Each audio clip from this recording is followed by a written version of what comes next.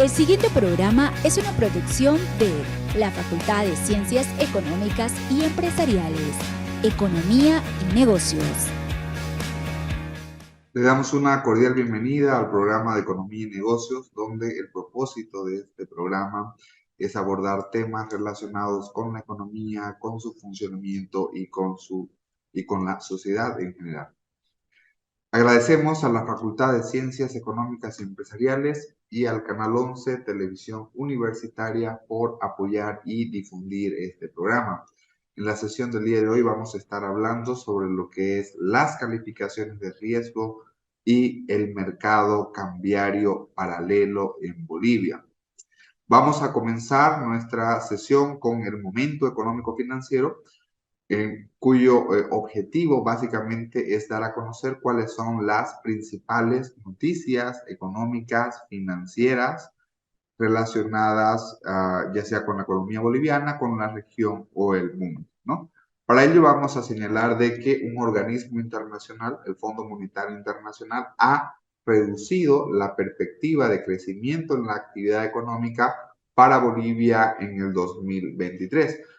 Si recordamos anteriormente, el organismo internacional proyectaba una tasa de crecimiento del 3.2% para el 2023 y ha ajustado su crecimiento para Bolivia y lo ha disminuido en 1.4%, es decir, que la proyección de este organismo internacional señala que el crecimiento de la actividad económica en nuestro país va a estar alrededor del 1.8%, el cual está, desde luego, bastante alejado de lo que es las proyecciones del gobierno actual. El gobierno de Bolivia está proyectando que en el 2023 la economía boliviana crecerá en torno al 4.8% y por lo tanto podemos interpretar que las proyecciones económicas desde el gobierno son optimistas y desde luego esto también ha sido reflejado en lo que es el informe del organismo internacional en las perspectivas de la economía mundial abril 2023. Básicamente, una de las principales características o principales explicaciones dentro del informe señala que países como Bolivia en el año 2022 fueron beneficiados porque existían precios altos en las materias primas que luego comenzaron a bajar y más aún en el 2023 se espera que básicamente los precios bajen más, ¿no?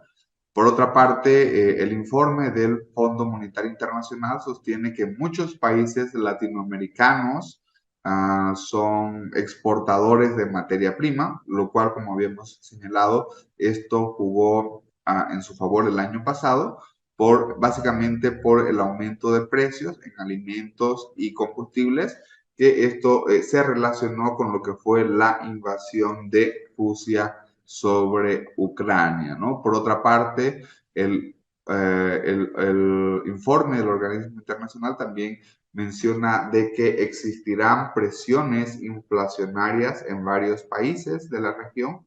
Por ejemplo, en el caso de Argentina se menciona que la inflación para el 2023 será casi del 100%, 98% para ser exacto, y en el caso de Venezuela, donde se prevé que va a existir una inflación del 400%. Entonces, en conclusión, el organismo financiero internacional reduce la perspectiva de crecimiento para la economía boliviana.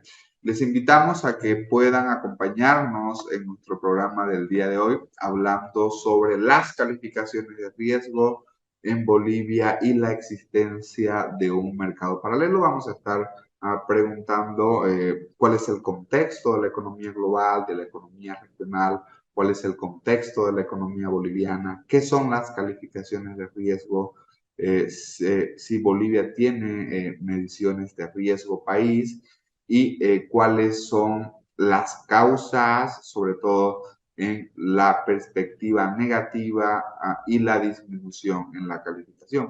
Los invitamos a que nos acompañen y vamos con con nuestros primeros anuncios institucionales.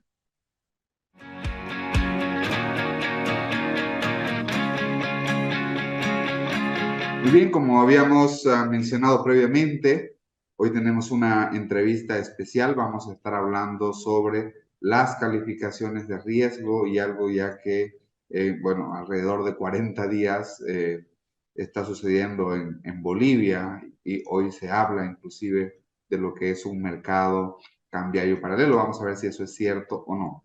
Para ello tenemos como invitado especial a Jaime Dunn de Ávila, quien un poco para explicar la semblanza de Jaime, tiene una maestría en administración de empresas, graduado con honores por el programa de maestría para el desarrollo de la Universidad Católica Boliviana y Harvard Institute. De igual manera es graduado en Relaciones Internacionales de Colgate University. Y dentro de la experiencia de Jaime, bueno, él se destaca porque ha sido operador bursátil dentro de lo que es la Bolsa de Nueva York, ha sido también coautor de la Ley de Mercado de Valores en Bolivia y tiene una amplia experiencia en el sector financiero, pero también como analista en temas financieros, en temas económicos, en diversos medios y también revistas nacionales e internacionales. Estimado Jaime, un gusto en tenerte acá con nosotros y desde luego en que nos puedas compartir tu perspectiva. Alejandro, el gusto es mío, realmente un gusto, un placer estar aquí y a través de tu persona llegar a todo el público ansioso de saber qué está pasando en el país. Exactamente. Y a manera de introducción, un poco para que los televidentes y las personas que nos escuchan en las redes sociales eh, podamos entender, las agencias internacionales hace un tiempo, agencias internacionales calificadoras de riesgo, han venido ajustando básicamente lo que son sus valoraciones para Bolivia, por ejemplo, en términos de riesgo soberano. Y desde luego esto puede traer ciertas consecuencias para la economía boliviana.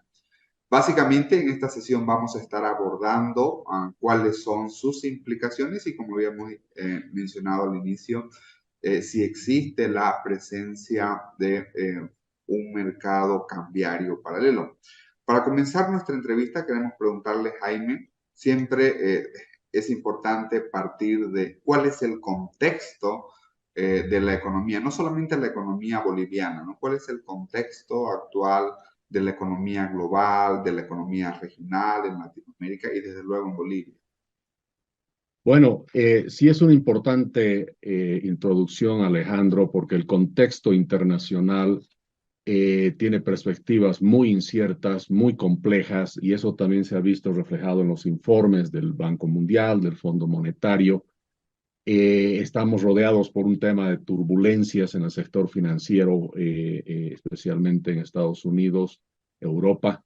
La inflación sigue tremendamente alta, a pesar de que esta política más constructiva de reducir la liquidez a nivel mundial y encarecer el dinero, subiendo la tasa de interés, que es un instrumento de política monetaria para bajar la inflación, está empezando a dar resultados en algunos lados, pero obviamente el bajar la inflación viene con consecuencias, ¿no? El subir las tasas de interés para bajar la inflación y las consecuencias son básicamente tener una economía mundial que crezca más lento y agentes económicos, especialmente el sector financiero, cuando encuentra el cambio en el precio de dinero, que de ser tan barato se ha vuelto tan caro y la liquidez que era excesiva ahora se está volviendo cada vez más reducida, está teniendo consecuencias muy severas. Hay un tema también adicional a nivel mundial de deuda, eso también va para Bolivia, de deuda muy grande. El mundo ha sobrepasado el 200%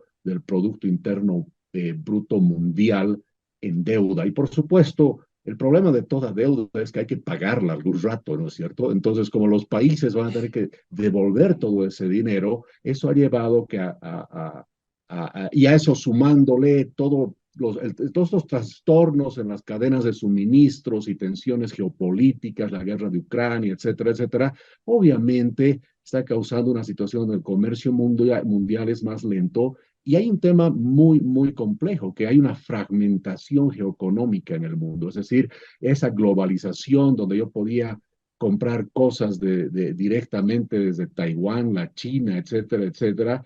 Algunos países están tratando de retomar ese comercio, pero en otros simplemente ya se les ha roto y están negociando más en bloques. Vemos el tema de los BRICS, geopolíticamente y geoeconómicamente se ha dividido el mundo y evidentemente nos ha llevado a que para estos próximos años se reduzca el crecimiento, ¿no es cierto? El mismo Producto Mundial del 3.4 más o menos hasta al 2.8 y América Latina y el Caribe también de un 4% a alrededor del 1.6. Y obviamente Bolivia también, ¿no? O sea, según los cálculos que se han hecho, en este caso el Fondo Monetario ha bajado el crecimiento de Bolivia de un 3% más o menos del 2022, 3.2, lo ha ubicado ahora al 1.8% para el 2023 y manteniéndolo a esos niveles bajos, debajo del 2% en adelante, ¿no?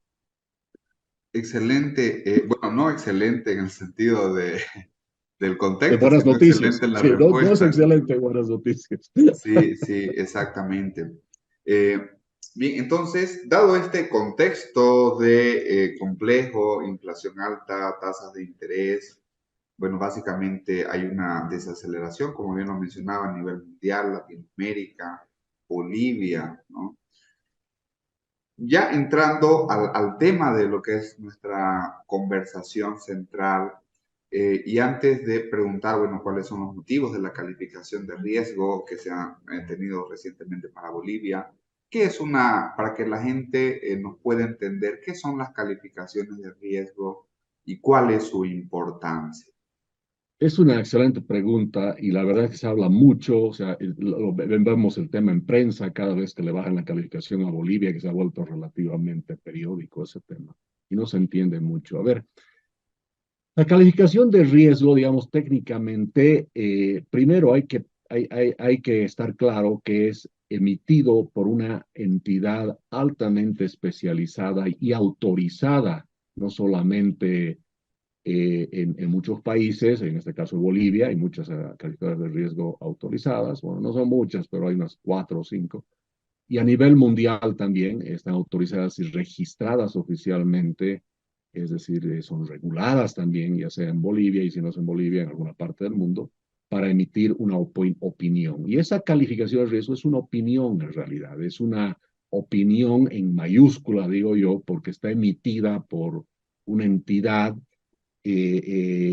además de estar regulada en alguna parte del mundo, tiene un grupo de especialistas muy grande y esa opinión hace que sea una opinión altamente estudiada, analizada, que nos va a indicar una probabilidad de impago, principalmente una probabilidad de que no podamos cumplir lo que prometemos, básicamente obligaciones, ¿no es cierto? Entonces, por eso dice que es una calificación de riesgo, ¿no? Y por supuesto, esto viene como una libreta, viene calificado desde las cifras más altas, que se llaman las triple A's, hasta las más bajas que se puede llegar, ¿cierto?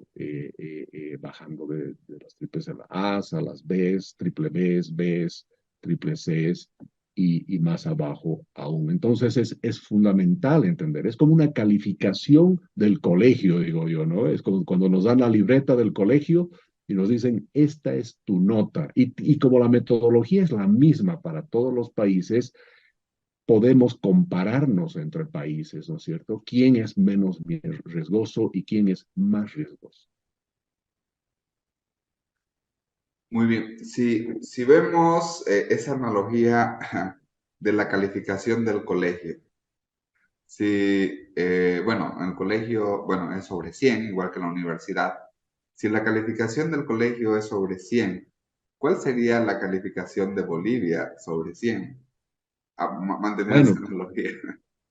bueno, Tú y yo hace tiempo que no estamos en el colegio, pero creo que tú has estado en la universidad más cerca que yo en tiempo. En la universidad, ¿con qué calificación pasas de año? ¿O 51. pasas de cuánto? 51. 51. Bien, entonces, viéndolo así, resulta que la calificación de riesgo también divide en dos las calificaciones, de las buenas y las malas, si quieres verlo así. Y hay un rango de triple B, poquito debajito de triple B menos, y te dice que de ese rango para arriba, de triple B menos, sería el 50, El triple B menos sería el 51. 51, digamos, ¿no? Y es lo que se llamaría grado de inversión. Todavía altamente especulativo el triple B menos, pero ya considerado grado de inversión. Debajo de eso ya sería el aplazo, ¿no? Ya no es grado de inversión y ya se conoce en el mercado americano como junk bond, es decir, un bono basura, ¿no? Porque su grado de especulación con el cual se transa es tremendamente alto, porque son países donde o es difícil conseguir información o la información que se ha conseguido demuestra mucha incertidumbre, inestabilidad y posibilidad de deterioro muy rápido. Entonces estaríamos en zona de reprobación. Habría que Y ver. bueno, definitivamente, yo siempre digo y le advierto a la gente, es bien facilito. Bolivia está calificado, bueno, ha cambiado un poquito más hacia abajo su calificación, pero ha estado hasta hace unas semanas en la categoría de las Bs, de la B sola. Y yo siempre digo, B no es ni bueno, ni bonito, ni barato, eso es B de basura, ¿no? Lo que pasa es que por primera vez en muchos años, de las tres calificadoras de riesgos que nos califican, Moody's, S&P y Fitch, Moody's nos ha bajado de la categoría B más abajo que las otras dos calificadoras. Nos ha puesto en lo que equivale en una triple C, básicamente, ¿no? Ahora tenemos doble B perdón, tenemos B por Fitch, B por S&P y categoría triple C por Moody's, aclarando que con Fitch es B negativa con tendencia negativa, es decir, que podríamos bajar un notch más, se llama, en cualquier momento. Muy bien. Usualmente, ya sea cuando vemos en la prensa o inclusive hasta en la parte académica, en temas de finanzas, usualmente escuchamos de que el riesgo soberano es igual que el riesgo país. ¿Es igual o realmente existe una diferencia? Tal vez un poco técnico, digamos, esta definición, pero Sí, a menudo se puede confundir, ¿no? sí, definitivamente, ¿no? Y es una buena pregunta y es muy común el confundir. Es más, yo he visto en libros que se tiende a confundir eso, pero a ver, el, lo que hay que contemplar es que el riesgo país es el todo. O sea, es la medida de riesgo total y absoluta de todos los riesgos, como dice su nombre, del país. Pero los riesgos, especialmente orientados a la oportunidad de pago, es decir, que el pago se haga cuando se ha dicho o de manera oportuna, el cumplimiento de obligaciones, se divide también en dos grupos muy grandes, lo que es deuda pública y lo que es deuda privada.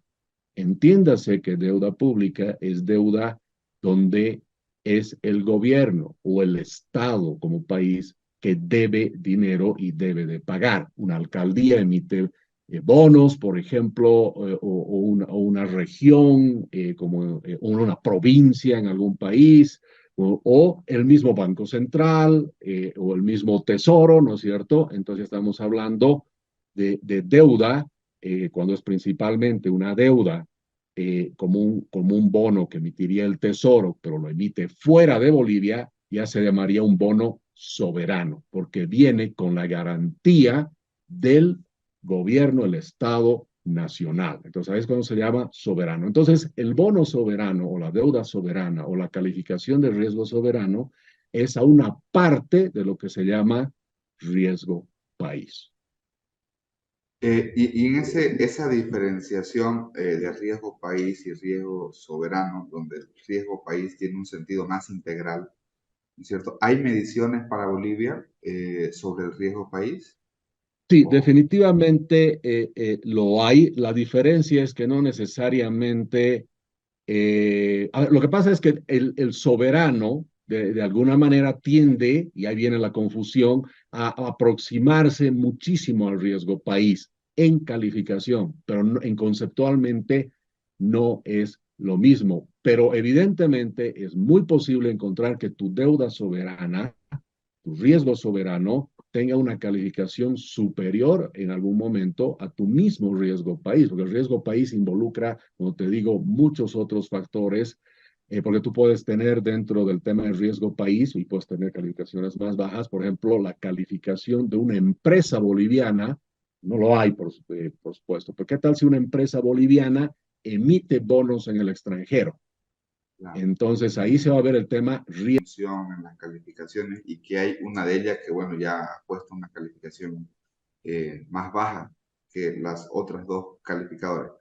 Pero, ¿cuáles serían las causas que estarían detrás de estas disminuciones de calificación o, como dicen en inglés, de este downgrading? De ¿Cuáles acuerdo. serían las causas? Sí, ¿no? Y obviamente clarificando que hay causas que hacen subir, ¿no es cierto? Causas y efectos de subida y causas y efecto de bajada, ¿no? Y digo eso porque es cierto que Bolivia en sus ocasiones de riesgo, ¿no? Entonces, y las tres calificadoras subieron y a partir del 2013-14 las empezaron a bajar por las cosas que ya conocemos, que básicamente las exportaciones de gas empezaron a bajar y la renta petrolera también.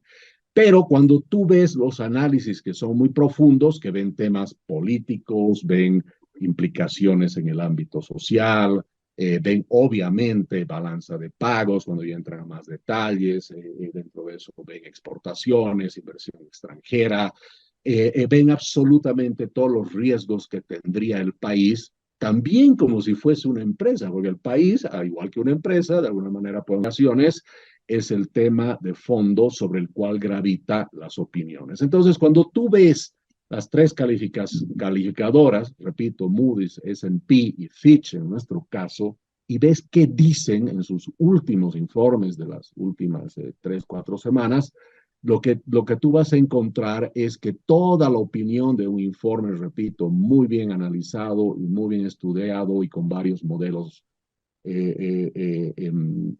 económicos, etcétera, etcétera, llegan a conclusiones que son complejas, ¿no? Conclusiones como que, y por la parte política, la que más me ha llamado la atención, que tiene mucho énfasis, donde ya hablan que te quiere, y eso es totalmente evidente, ¿no es cierto? Quiere hacer aprobar una ley del oro, no puede conseguir consenso para eso. Es más, casi ni una ley ya puede aprobar últimamente. ¿Y qué es lo que pasa? Se espera que en los momentos críticos, cuando las condiciones internacionales y las condiciones de la economía local se ponen complejas, hay que tomar decisiones firmes, muy difíciles en algún momento, y son decisiones que necesita de un gobierno fuerte, con suficiente apoyo para poder tomar esas decisiones. Entonces, primera cosa que se observa transversalmente en los informes es que hay gobernanza débil, no hay posibilidad del gobierno de tomar decisiones que sean muy contundentes porque no tiene la fuerza para hacerlo. Otro tema es obviamente lo que te hablan, por supuesto, que las reservas internacionales han caído a niveles demasiado bajos, preocupa que la parte de divisas está debajo de los 400 millones de dólares. Hoy en día en realidad ni siquiera sabemos por dónde está. Y fíjate, una de las calificadoras, si no me equivoco, es Fitch, menciona también como un elemento de riesgo adicional de Bolivia el hecho de que se ha parado, se ha suspendido la información, aparte especialmente de lo que es la balanza de pagos, ¿no es cierto? Y el Banco Central con las reservas desde el 8 de febrero, ¿no? Fíjate cómo una calificadora dice, la falta de información lo que está haciendo es incrementar el riesgo. Y por supuesto analizan la posibilidad que los bonos soberanos que tenemos en el mercado, no nos olvidemos que hay tres bonos venciendo en diferentes años, uno ahora en agosto de 2028, hay un pago importante. Entonces, también refleja de que la posibilidad que se haga esos pagos se ve muy disminuida porque el mismo gobierno está tomando medidas para tratar de incrementar las reservas internacionales netas y no parece haber un efecto convincente, por lo menos, a la gente de que eso esté funcionando. Y frente a los resultados, el común denominador de estos informes de las calificadores de riesgo, también se ha visto de que ha existido una disminución del precio de los bonos soberanos. Por ejemplo, si mencionamos los bonos Bolivia 2028, y por lo tanto ha existido un incremento en el rendimiento exigido, ¿no? de ese bono. ¿Cuál sería ese? ¿Qué es lo que está reflejando esa caída en el precio de los bonos colocados en mercados internacionales? Y si eso es una señal o tiene algunas repercusiones para la economía boliviana, o en qué puede perjudicar. Bueno, esa es una pregunta muy importante por varios temas, diría yo, pero fundamentalmente el siguiente, y a veces no se lo interpreta así.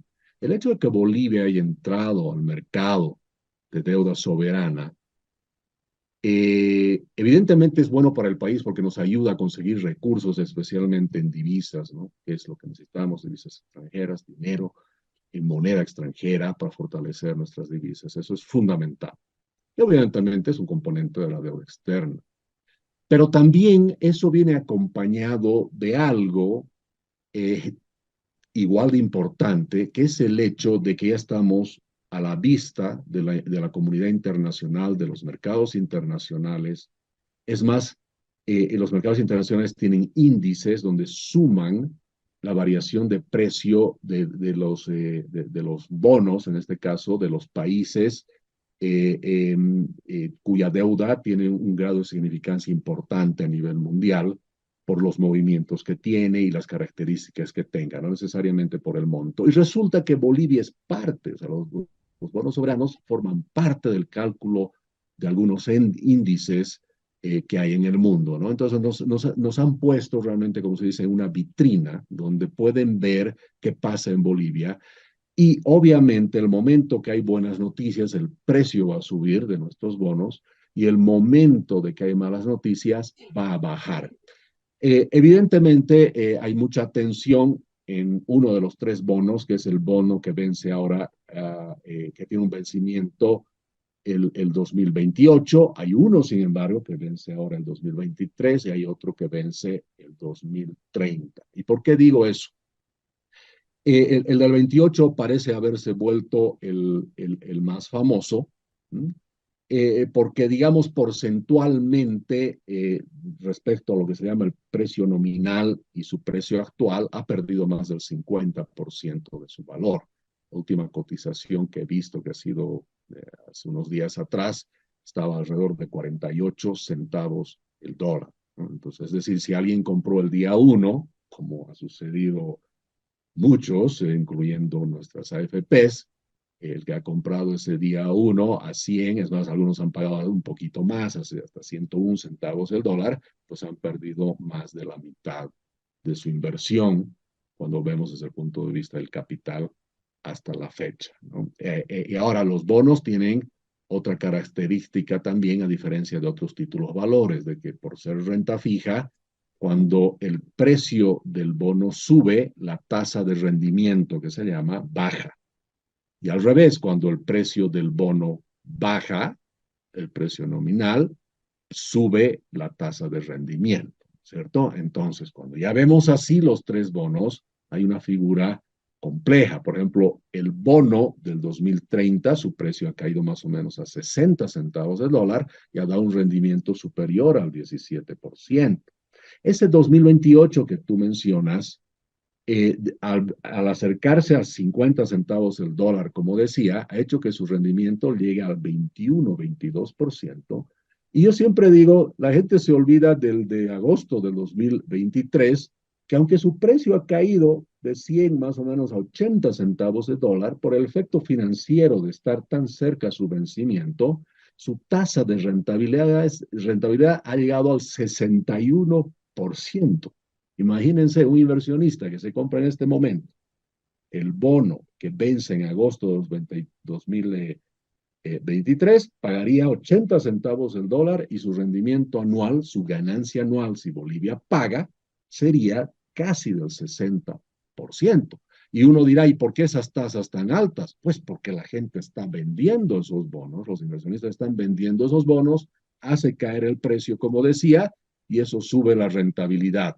Pero la verdad también es que esta rentabilidad ya está llegando a niveles tan altos que se están volviendo tremendamente atractivos para otros inversionistas que están especulando con los bonos bolivianos.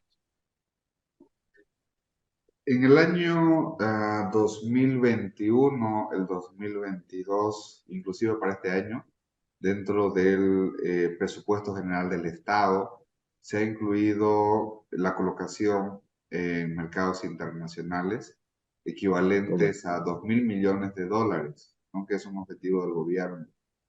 En este Eso es contexto correcto. y en esta situación que estamos hablando, ¿eso es factible?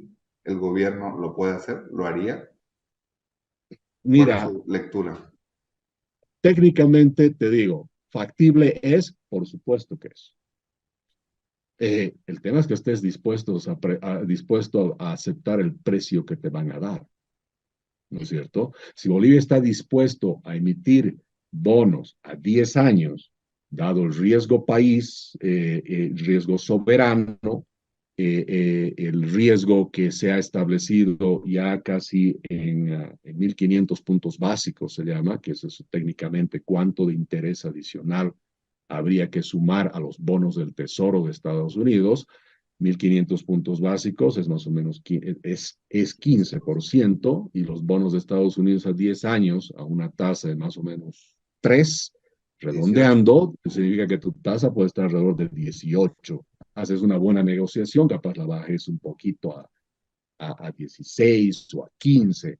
Ahora, ¿estará dispuesto Bolivia a pagar esa tasa? Yo creo que no, y políticamente sería una derrota muy grande. Es más, sería más fácil si Bolivia tuviera una tarjeta de crédito, les haría más fácil y más barato, ¿no es cierto? Usar una tarjeta de crédito, porque ya estás hablando de tasas de 2 dígitos. Mira, hay un país como Egipto, que tiene una calificación similar a de Bolivia, con sus propios problemas, pero en balanza de pagos y otros aspectos políticos también muy similar a Bolivia, y ha tratado de salir al mercado internacional hace 2 semanas más o menos. Primero, menos del 0.5% de lo que ha querido colocar, y él se ha encontrado con tasas de 14, 15%, y esa colocación básicamente se paró. Entonces, eso es un mensaje al resto de los países calificados B o triple C como Bolivia, de que el mercado internacional está exigiendo mucha tasa por el riesgo local y el riesgo también internacional que habíamos hablado hace un momento. Realmente, Jaime, el tiempo nos ha quedado demasiado corto y tenemos muchísimas preguntas más.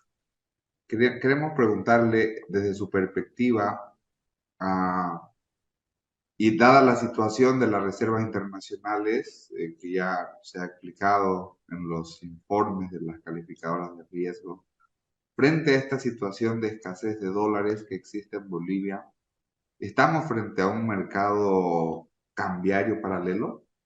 Y la otra pregunta es, ¿qué debería hacer el Banco Central de Bolivia o qué debería hacer el gobierno? De acuerdo, empecemos por si hay un mercado paralelo.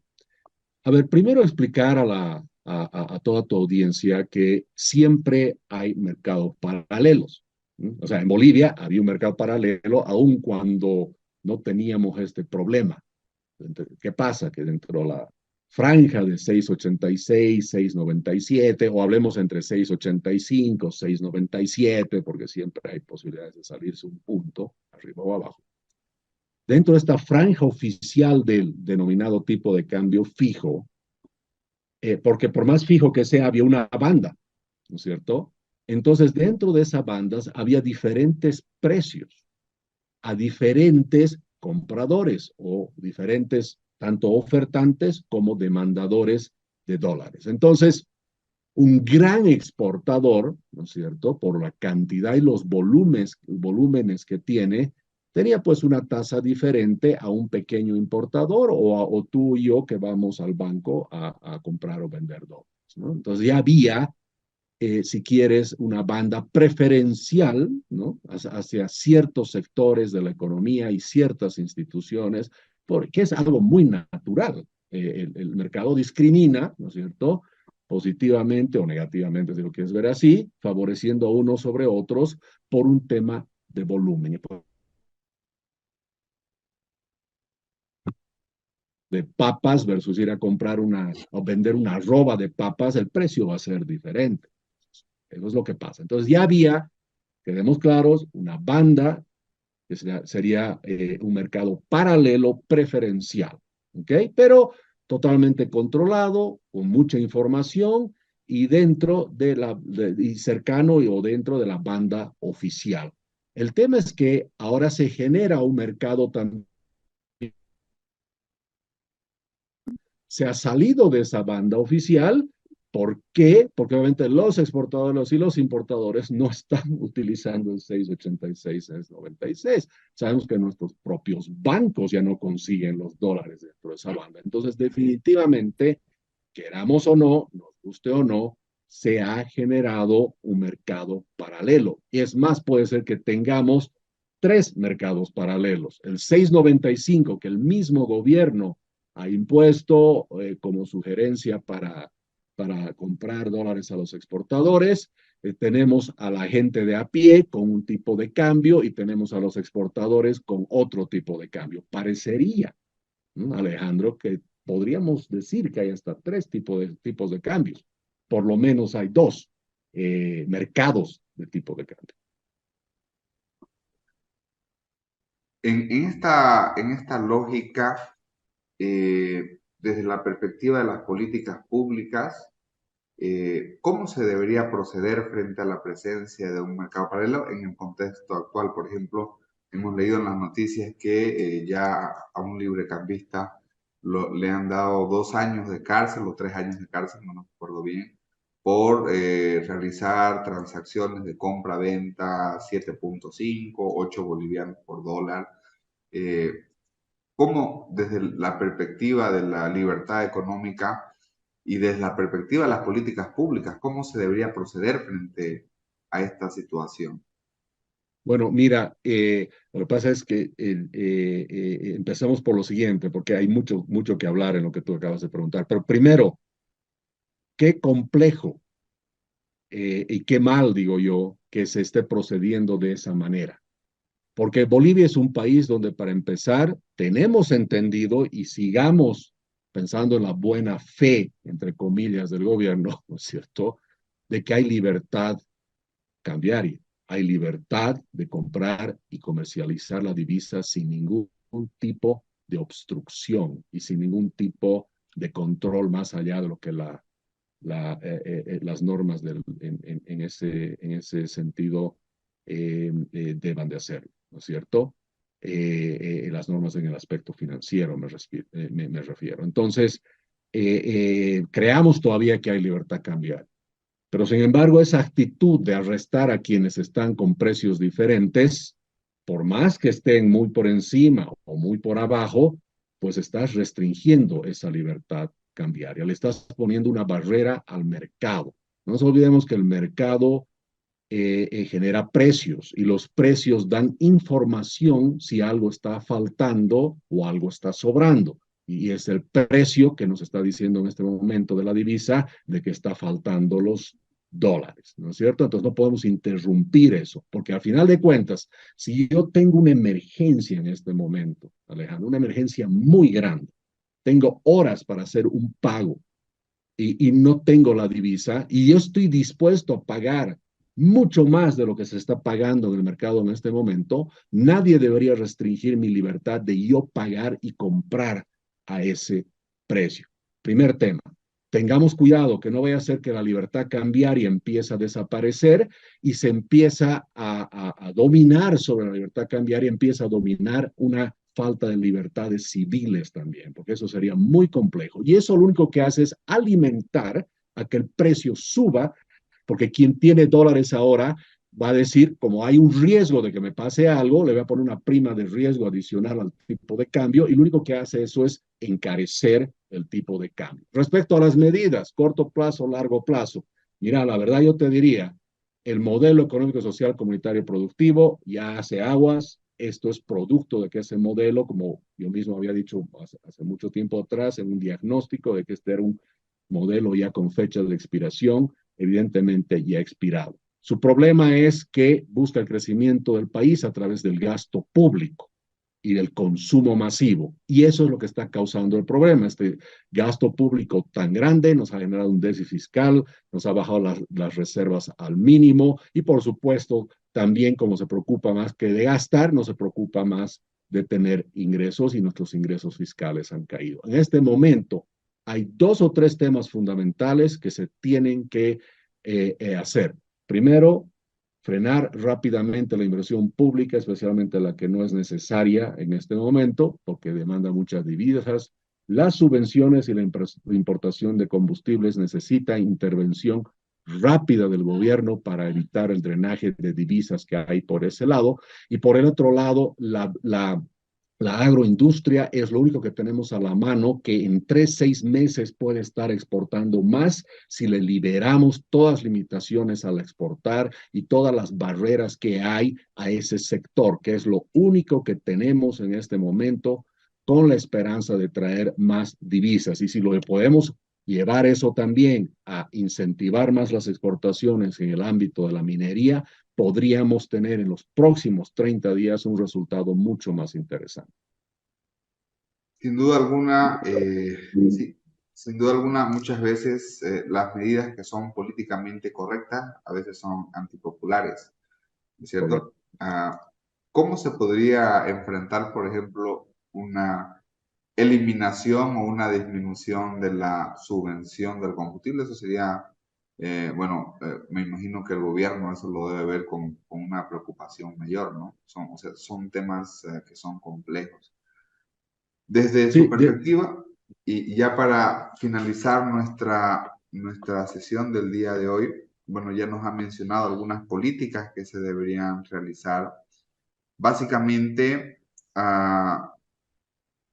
si Jaime Dunn fuera ministro de Economía o asesor económico del gobierno, ¿qué políticas realizaría o qué políticas no realizaría en el contexto actual? Ya nos ha sí, mencionado el corto plazo, el largo plazo. Si tuviéramos que hacer una priorización de medidas. bien. Bueno, primero comentarte que difícilmente sería asesor y difícilmente sería ministro de este gobierno, porque cuando me entrevisten para el cargo, yo les diría que la primera medida que habría que tomar es desechar el modelo económico social como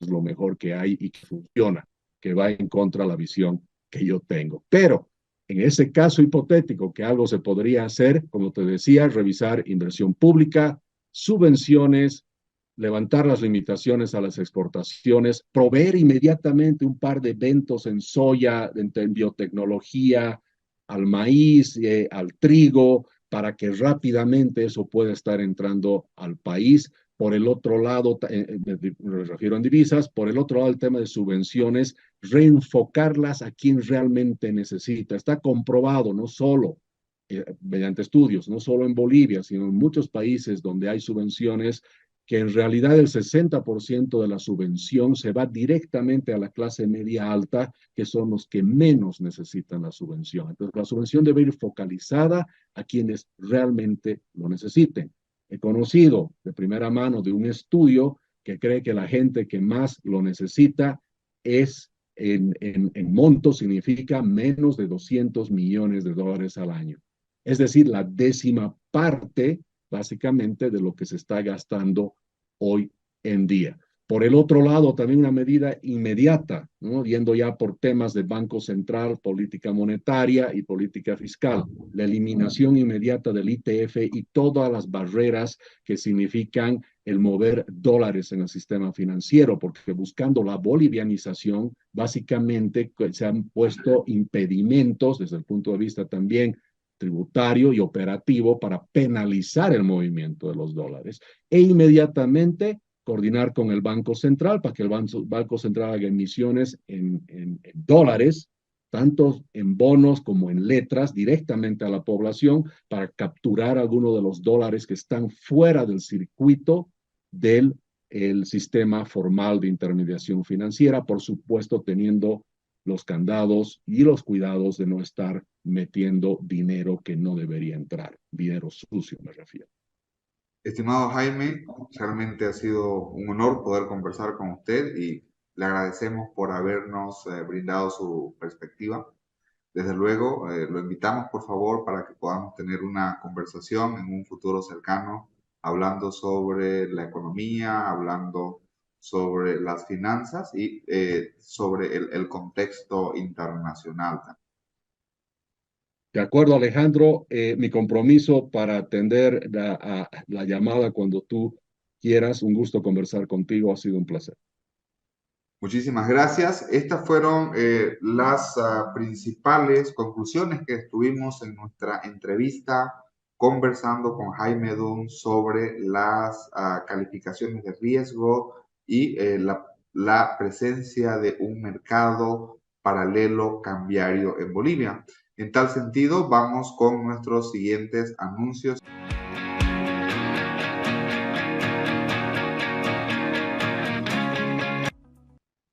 Como es habitual en el programa de Economía y Negocios, tenemos una sección dedicada a lo que es la Facultad de Ciencias Económicas y Empresariales, donde el propósito de esta sesión es dar a conocer cuáles son las principales actividades que desarrollan sus autoridades, sus docentes y desde luego la comunidad universitaria.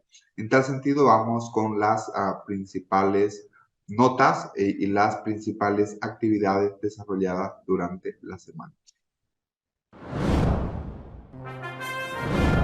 Docentes de la facultad producen libros para la mejora del proceso enseñanza-aprendizaje, con la presencia de autoridades, docentes, estudiantes. El doctor Saúl Ligerón, en coordinación con el doctor Mario Aguilar, docente de la Universidad de Guanajuato de México, realizaron la presentación del libro Clausura Fiscal, Derechos Humanos Vulnerados. Tuvimos la oportunidad de intercambiar experiencias con otros profesores.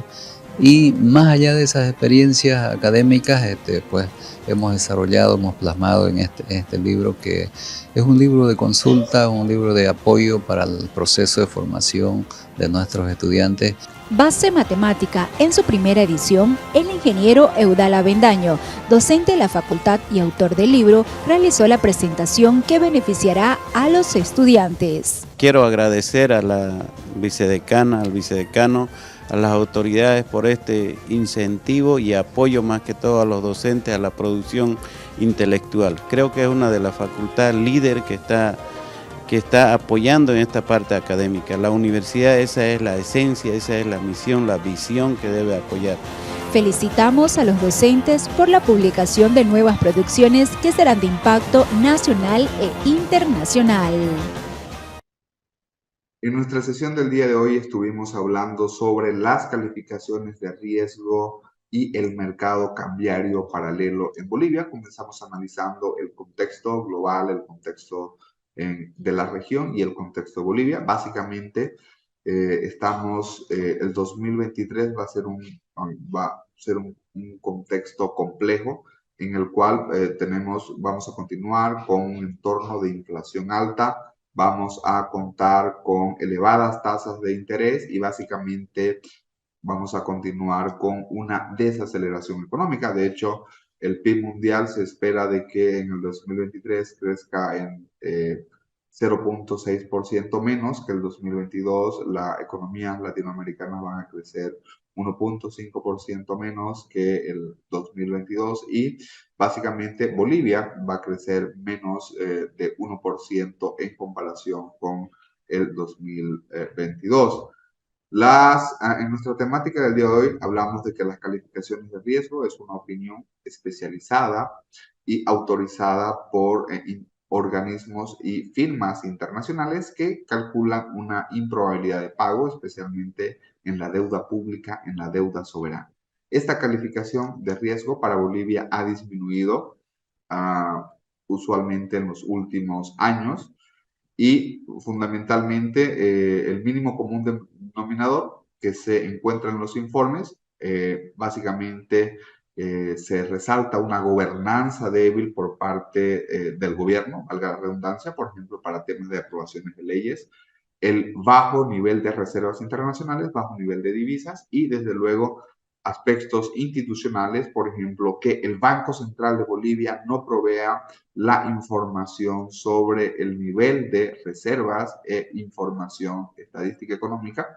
Desde el 8 de febrero también es otra causa importante.